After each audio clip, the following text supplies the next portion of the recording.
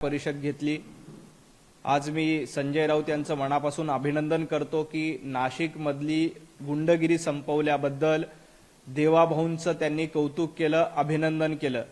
संजय राऊत यापुढे तुम्हाला रोज पत्रकार परिषद घेऊन देवाभाऊंचं अभिनंदन करावं लागणार आहे, कारण ज्या पद्धतीनं नाशिकची गुंडगिरी संपवली तशीच महाराष्ट्रातली गुंडगिरी संपवण्याचं काम हे देवाभाऊंच्याच नेतृत्वामध्ये होणार आहे। संजय राऊत, तुम्ही नाशिकमध्ये संपर्क प्रमुख असताना काही लोकांना हाताशी धरून नाशिकमध्ये गुंडगिरी वाढवण्याचा प्रयत्न केला होता, नाशिकमध्ये गुंडगिरी करण्याचा प्रयत्न केला होता। आता देवाभाऊंचं सरकार आल्यानंतर सक्षम असलेल्या गृहमंत्री म्हणून आदरणीय देवेंद्रजी फडणवीस यांनी तो गुंड भारतीय जनता पार्टीचा आहे का, उभाटा गटाचा आहे का, आणखी कुठल्या पक्षाचा आहे याचा विचार न करता जो गुंड असेल त्याच्यावर कारवाई करण्याचे आदेश, त्याच्यावर कारवाई करण्याच्या सूचना पोलीस आयुक्तांना दिल्या आणि त्यानंतर तो पक्ष भारतीय जनता पार्टीचा कार्यकर्ता असला तरी त्याच्यावर कारवाई झालेली आहे। फक्त ही नाशिकला सुरुवात झालेली आहे। महाराष्ट्रात जो कोणी अशा पद्धतीची गुंडगिरी करेल त्याला देवाभाऊंच्या सरकारमध्ये निश्चितपणे शिक्षा मिळेल। संजय राऊत, नाशिकमध्ये तुम्ही संपर्क प्रमुख असताना मोठ्या प्रमाणात गुंडांना हाताशी धरून नाशिकची वाट लावण्याचा प्रयत्न केला होता, परंतु ते नाशिक आता रुळावर आणण्याचं काम देवाभाऊंच्या नेतृत्वामध्ये सुरू आहे। आज तुम्ही पत्रकार परिषदेच्या माध्यमातून आमच्या देवाभाऊंचं अभिनंदन केलं। यापुढे रोज पत्रकार परिषद घेऊन देवाभाऊंचं अशाच पद्धतीचं अभिनंदन तुम्हाला करावं लागेल, कारण देवाभाऊंचं सरकार हे लोकाभिमुख सरकार आहे। लोकांनी देवेंद्रजींचं मतांच्या रूपात अभिनंदन केलं, आज संजय राऊत ते पत्रकार परिषद घेऊन अभिनंदन करतात। यापुढे पुण्यातली गुंडगिरी असेल, ठाण्यातली गुंडगिरी असेल किंवा महाराष्ट्रातल्या इतर कुठल्याही शहरातली गुंडगिरी असेल, ते संपवण्याचं काम फक्त आणि फक्त देवाभाऊ करतील, कारण ते जनतेच्या आशीर्वादानं निवडून आलेले आहेत।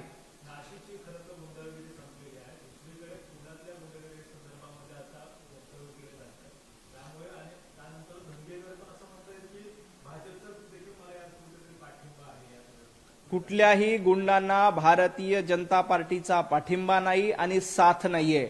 रवींद्र धंगेकर यांनी थोडंसं आत्मपरीक्षण करावं।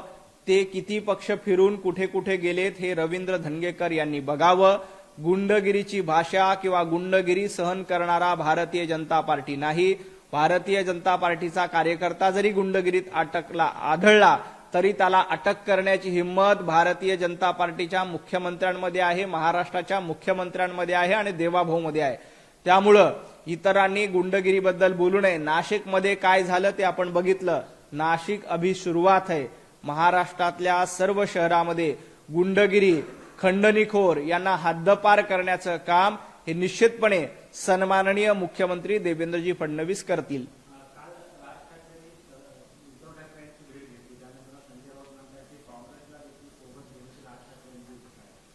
खरं तर पगारी नेते संजय राऊत यांनी काँग्रेसकडनं सुपारी घेऊन उद्धव ठाकरे गटाला संपवलंय।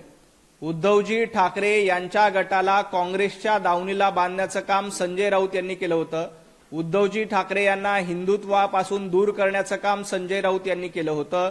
उद्धवजी ठाकरे यांना मराठी माणसापासून दूर करण्याचं काम संजय राऊत यांनी केलं होतं। आता राज ठाकरे यांच्या पक्षाला संपवण्याची सुपारी संजय राऊत यांनी घेतलीये का, असा माझा सवाल आहे। ज्या पद्धतीनं सन्माननीय राज ठाकरे हे सातत्यानं हिंदुत्ववादाची भूमिका मांडतात, भोंग्या विरोधात राज ठाकरे यांनी अतिशय आक्रमक भूमिका घेतली, त्यामुळे अशा पद्धतीची आक्रमक हिंदुत्ववादी भूमिका घेणारे राज ठाकरे हे काँग्रेसला चालतील का? संजय राऊत जर का राज ठाकरे यांना काँग्रेसकडे घेऊन जाण्याचा प्रयत्न करत असतील तर आधी उद्धवजी ठाकरे यांच्या उभाटा गटाला काँग्रेसच्या दावणीला बांधलं होतं। आता राज ठाकरे यांना काँग्रेसकडे घेऊन जाण्याचा प्रयत्न करत असतील तर राज ठाकरे यांच्या पक्षाला संपवण्याची सुपारी देखील संजय राऊत यांनी घेतली का, असा माझा सवाल आहे। याआधी संजय राऊत यांनी वंदनीय बाळासाहेब ठाकरे यांच्या विचारांचा अपमान करून त्यांची शिवसेना, त्यांचा उभाटा गट हा काँग्रेसच्या दावणीला बांधला होता। मला संजय राऊत यांना आणखी एक सवाल विचारायचा आहे. ज्या पद्धतीने स्वातंत्र्यवीर सावरकरांचा अपमान करण्याची भूमिका सातत्यानं राहुल गांधी आणि काँग्रेसचे नेते करतायत, सातत्यानं राहुल गांधी स्वातंत्र्यवीर सावरकरांचा अपमान करतायत, अशा स्वातंत्र्यवीर सावरकरांचा अपमान करणाऱ्या राहुल गांधींसोबत आणि काँग्रेससोबत राज ठाकरे जातील असं आम्हाला वाटत नाही. त्यामुळे राऊतांनी कितीही सुपारी घेऊन मनसेला संपवण्याचा प्रयत्न केला तरी ते त्यात यशस्वी होतील असं वाटत नाही. कारण राज ठाकरे हे आपली भूमिकेवर ठाम असतात. ते गेल्या काही दिवसापासून कट्टर हिंदुत्ववादाची भूमिका घेत आहेत. त्यामुळं काँग्रेसला राज ठाकरे यांचा कट्टर हिंदुत्ववादी चेहरा सहन होणार नाही.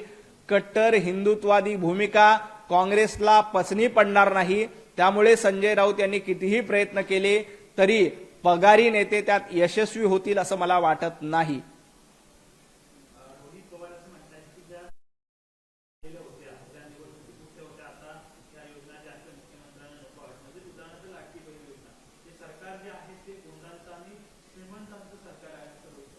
रोहित पवार आपल्या आजोबांचा इतिहास योजनांबद्दल काय आहे ते थोडंसं बघावा आणि मग देवा भाऊंवर टीका करावी.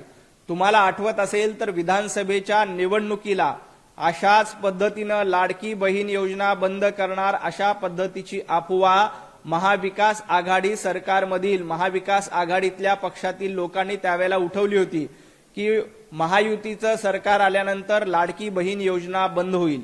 परंतु ती योजना बंद झाली नाही. उलट आता महिलांना त्यांचे हप्ते पोहोचवण्यासाठी सुरुवात झालेली आहे. कुठलीही लोकाभिक योजना, कुठलीही जनतेच्या हिताची योजना हे सरकार बंद करणार नाही. कारण हे जनतेच्या आशीर्वादानं निवडून आलेलं सरकार आहे. लाडक्या बहिणींच्या आशीर्वादानं निवडून आलेलं सरकार आहे.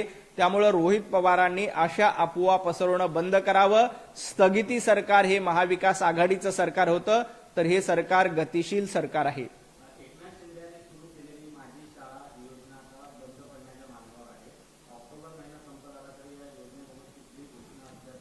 खरं तर जनहिताची किंवा विद्यार्थ्यांच्या हिताचं सरकार हे देवेंद्रजींचं सरकार आहे.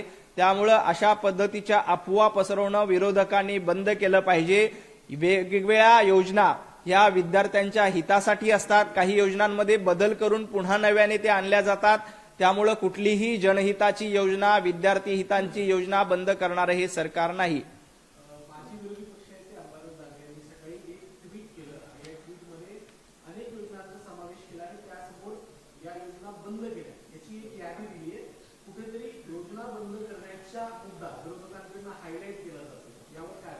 अंबादासजी जानवे यांना मला सांगायचंय, 2.5 वर्ष उद्धवजी ठाकरे यांचं सरकार होतं. त्या सरकारमध्ये किती योजना बंद केल्या याची यादी देखील माझ्याकडे आहे. मी तुम्हाला तुमच्या माहितीसाठी वाचून दाखवलं. उद्धवजी ठाकरे यांचं सरकार म्हणजे स्थगिती सरकार होतं, तर देवेंद्रजी फडणवीस यांचं सरकार हे गतिशील सरकार आहे. अंबादासजी दानवे, उद्धव ठाकरे मुख्यमंत्री असताना काय काय बंद केलं होतं जरा आठवून बघा. मुंबई मेट्रो कारशेडला कुणी स्थगिती दिली होती? उद्धव ठाकरेंनी स्थगिती दिली होती. कोस्टल रोड कुणी थांबवला होता? उद्धवजींनी थांबवला होता. समृद्धी महामार्ग कुणी थांबवला? उद्धवजी ठाकरेंनी थांबवला. मराठवाडा वॉटर ग्रिड कुणी बंद केली? उद्धवजींनी बंद केली.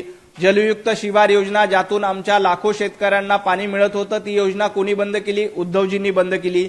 पीएम किसान योजनेचा निधी कोणी रोखला होता? उद्धवजींनी रोखला होता. पोलीस भरती कोणी रोखली होती? उद्धवजींनी रोखली होती. शिक्षक भरती कोणी रोखली होती? महाविकास आघाडीनं रोखली होती. ग्रामसेवक भरती कोणी रोखली होती? महाविकास आघाडीनं रोखली होती. महाराष्ट्रातली येणारी गुंतवणूक कोणी रोखली होती? उद्धवजी ठाकरे तुम्ही रोखली होती. एवढंच काय, पीएम आवास निधी ज्यामधून लाखो लोकांची घरं बांधली जातात त्या योजनेचा निधी देखील उद्धवजी ठाकरे तुम्ही वापरला नव्हता. उद्धवजी ठाकरे यांच्या काळात महाराष्ट्र थांबला होता, तर देवेंद्रजींच्या काळात महाराष्ट्र धावू लागलाय. उद्धवजी तुमचं सरकार हे गतिशील सरकार नाही तर स्थगिती सरकार होतं आणि देवाभाऊंचं सरकार हे गतिशील सरकार आहे. ही यादी अंबादास दानवे यांनी उघड्या डोळ्यांनी वाचली पाहिजे. आणि या यादीमध्ये स्पष्ट दिसतंय की जवळपास 51 जनहितांच्या योजना उद्धवजी ठाकरे यांच्या काळामध्ये थांबवल्या होत्या. म्हणून उद्धवजींना स्वतः शरद पवार यांनी देखील म्हटलं होतं की यांनी मंत्रालयाला देखील कुलूप लावण्याचं काम केलं होतं, अशा लोकांनी कृपया अभ्यास करून बोलावं.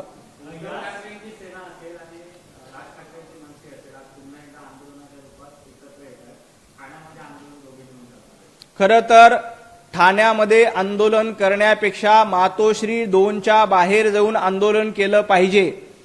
ज्या पद्धतीनं मुंबईमध्ये मुंबईकरांचं वाटोळं करण्याचं काम उद्धवजी ठाकरे तुम्ही मुख्यमंत्री असताना आणि महापालिकेमध्ये तुमचं सरकार असताना केलं होतं, आताचं सरकार हे जनतेच्या हिताचं आहे, त्यामुळं त्यांना मोर्चा काढण्याचा अधिकार नाही. उभाटा गटाला मोर्चा काढायचाच असेल तर तो मातोश्रीच्या बाहेर काढला पाहिजे. त्या मोर्चामध्ये उद्धवजी ठाकरे येऊन उत्तर दिलं पाहिजे की मुंबईचं वाटोळं का केलं, महाराष्ट्राचं वाटोळं का केलं. जनतेनं विधानसभा निवडणुकीत अशा पद्धतीनं महाराष्ट्राचं वाटोळं करणाऱ्यांना उत्तर दिलेलं आहे.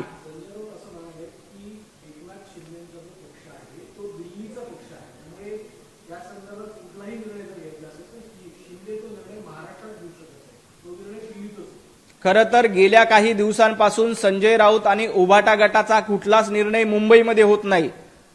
उभाटा गट ही सोनिया गांधी आणि राहुल गांधी यांची बेनामी शाखा आहे. ज्या पद्धतीनं गेल्या काही दिवसांपासून उद्धवजी ठाकरे आणि संजय राऊत यांनी उभाटा गट दिल्लीच्या दरबारात जाऊन बांधून टाकला, काँग्रेसच्या दावणीला उभाटा गट बांधलाय आणि एकही निर्णय उद्धवजी ठाकरे महाराष्ट्रात घेऊ शकत नाहीत. राज ठाकरेंना सोबत घ्यायचं का हे त्यांना महाराष्ट्रात त्याचा निर्णय उद्धवजी ठाकरे तुम्हाला घेता येत नाही. मातोश्रीवर आणि राज ठाकरेंसोबत आतापर्यंत तुमच्या मला माहिती की 6 वेळेला बैठक झाल्या. 6 वेळेला बैठका घेऊन देखील तुम्ही दोघं भाऊ एकत्र येण्याची घोषणा करू शकत नाही, कारण तुम्हाला सोनिया गांधींचा हिरवा कंदील लागणार आहे, तुम्हाला राहुल गांधींचा हिरवा कंदील लागणार आहे. जोपर्यंत राहुल गांधी आणि सोनिया गांधी हिरवा कंदील दाखवू शकत नाही तोपर्यंत राज ठाकरेंना तुम्ही सोबत घेऊ शकत नाहीत. तुमचा निर्णय दिल्लीवर होणार आहे. राज ठाकरे आणि उद्धवजी ठाकरे 6 वेळेला भेटून युतीची घोषणा करत नाहीत, आघाडीची घोषणा करत नाहीत. त्याचं कारण काय? राहुल गांधींनी संजय राऊतांना स्पष्टपणे सुनावलंय की जोपर्यंत आम्हाला विचारत नाहीत तोपर्यंत राज ठाकरेंना सोबत घेऊ नका, त्याबद्दलची घोषणा करू नका, असं राहुल गांधींनी उद्धवजी ठाकरेंना सांगितलंय, संजय राऊतांना सांगितलंय. त्यामुळं 6-6, 7-7 वेळेला भेटून देखील या दोघांची युती होत नाही.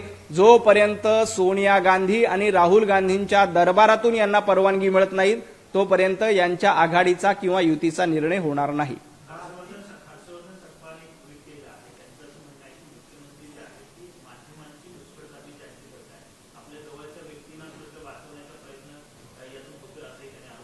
खरं तर माध्यमांची मुस्कटदाबी आणि गळादाबी काय असते हे हर्षवर्धनजी सपकाळ आणीबाणीचा काळ आठवा.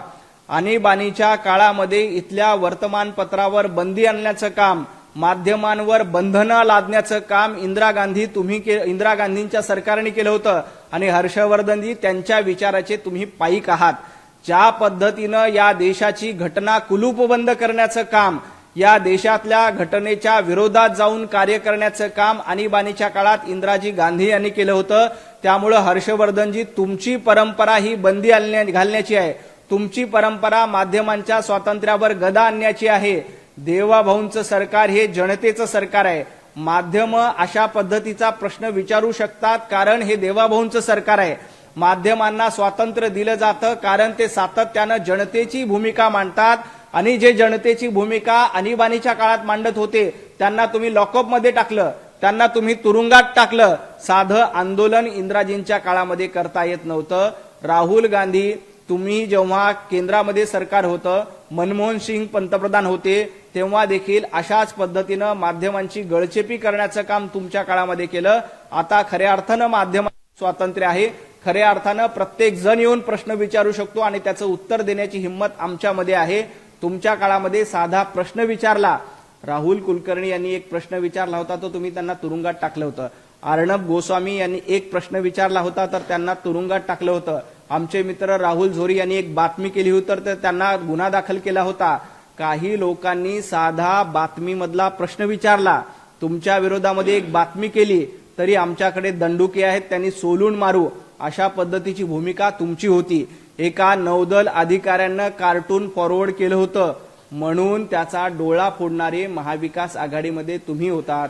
हर्षवर्धनजी तुमची ही टीका देवाभाऊंकडे नसेल तर उद्धवजी ठाकरेंकडे आहे, कारण त्यांचं सरकार तसं होतं. काल हर्षवर्धन सपकाळांनी मुख्यमंत्री देवेंद्र फडणवीस यांची तुलना नथुराम गोडसेसोबत केली. ज्या पद्धतीने नथुरामनी आधी गांधींच्या पाया पडला आणि मग गांधींची हत्या केली, त्याच पद्धतीनं फडणवीस सुद्धा शांत डोक्याने राज्यामध्ये अशा अनेक गोष्टी करतात. मी हर्षवर्धन सपकाळ यांची तुलना जनरल डायरशी करतो. ज्या पद्धतीनं जनरल डायर यांनी भारतीयांवर गोळ्या झाडल्या आणि भारतीयांचे खून पाडले, भारतीयांची हत्या केली, त्याच पद्धतीनं सर्वसामान्य महाराष्ट्रातल्या लोकांच्या विचारांची हत्या करण्याचं काम हर्षवर्धन सपकाळ तुम्ही करतायत. ज्या पद्धतीनं तुमची ही भाषा आहे, ती भाषा बघता तुम्ही काँग्रेसच्या विचाराचे पाईक आहात का? तुम्हाला महात्मा गांधींचं नाव घेण्याचा अधिकार आहे का? हा माझा हर्षवर्धनजी सपकाळ तुम्हाला सवाल आहे. तुम्ही इंग्रजांनी ज्या पद्धतीनं अत्याचार केले, जनरल डायरनी ज्या पद्धतीनं भारतीयांवर अत्याचार केले, त्या पद्धतीची भूमिका हर्षवर्धन सपकाळ यांची आहे. कर्नाटक सरकारने कर्नाटकच्या मुख्यमंत्र्यांनी तिथल्या मुख्य सचिवांना काही आदेश दिलेले आहेत, काही पत्र दिलं आहे की आरएसएसच्या ज्या बैठका कर्नाटकमध्ये होतात शाखांमध्ये त्यावर बंदी घालण्याची मागणी. काँग्रेसचे मंत्री प्रियंका खरगे यांनी सिद्धरामय्या यांनी मुख्यमंत्री त्यांच्याकडे मागितले. संघावर बंदी घालण्याचा प्रयत्न अनेक वेळेला अनेकांनी केला. ज्या ज्या वेळेला संघावर बंदी घालण्याचा प्रयत्न केला होता, त्या वेळेला राष्ट्रीय स्वयंसेवक संघ मजबूतीनं आणि दुप्पट तिप्पट ताकदीने उभा राहिला. तुम्ही अशा पद्धतीनं प्रियंक खरगे असतील किंवा अजून कुणी असतील, संघावर बंदी घालण्याचा प्रयत्न केला तर तुमचं तोंड भाजल्याशिवाय राहणार नाही.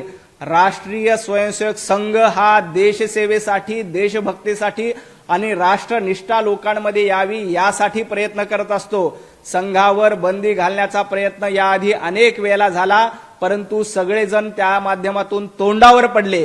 राष्ट्रीय स्वयंसेवक संघ हा जनतेचे विचार, जनतेचा आवाज बनून लोकांमध्ये काम करत असतो. त्यामुळं संघावर बंदी घालण्याचा प्रयत्न केला तरी काहीही फरक पडणार नाही. अटलजीनं चांगल्या शब्दात सांगितलं होतं, कभी ते अकेले हुए आज इतने, नहीं तब डरे तो भला आज डरेंगे. जेव्हा हेडगेवार यांनी एकट्यांनी संघ स्थापन केला होता तेव्हा ते घाबरले नाही. कभी ते अकेले हुए आज इतने, तेव्हा एकटे होतो तरी आम्ही घाबरलो नाही. आता 100 कोटी जनता राष्ट्रीय स्वयंसेवक संघाचे स्वयंसेवक आहेत. आता तर घाबरायचा प्रश्न येत नाही. काँग्रेसनं कितीही प्रयत्न केले तरी जनता त्यातून निश्चितपणे उत्तर देईल.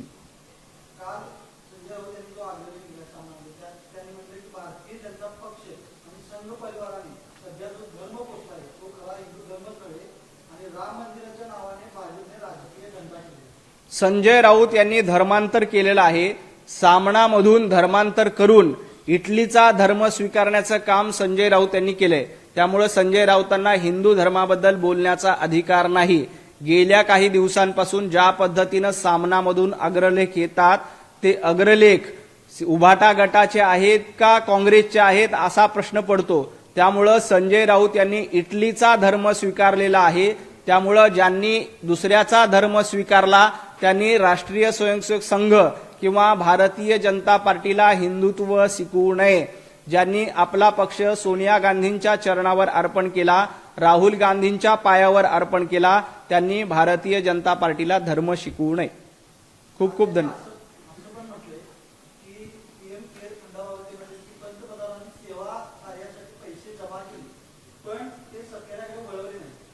खरं तर पैसे जमा करायचे, पत्राचाळीतनं घोटाळा करायचा आणि आपले घर भरायचे, ह्या संजय राऊतांचा धंदा आहे. 100 कोटी रुपये रोज वसुली तुम्ही करत होता. किती हिशोब लावला तर किती होतो माहिती आहे? अडीच वर्षाचा 9.5 लाख कोटी रुपये यांनी जमा केले. 9.5 लाख कोटी रुपयाचं काय केलं? ते 9.5 लाख कोटी रुपये कुणाच्या घरात गेले याचं उत्तर आधी संजय राऊतांनी द्यावं आणि मग इतर याच्यानंतर बोलावं.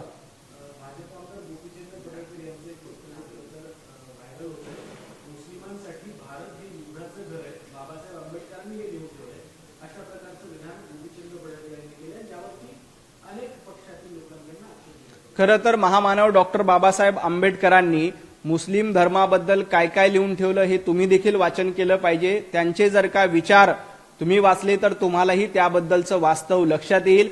गोपीचंदजी पडळकर यांनी त्याचबद्दल आदरणीय बाबासाहेब आंबेडकर, महामानव डॉक्टर बाबासाहेब आंबेडकर यांचा रेफरन्स दिला. तो रेफरन्स अतिशय योग्य आणि तार्किक आहे. खूप खूप धन्यवाद.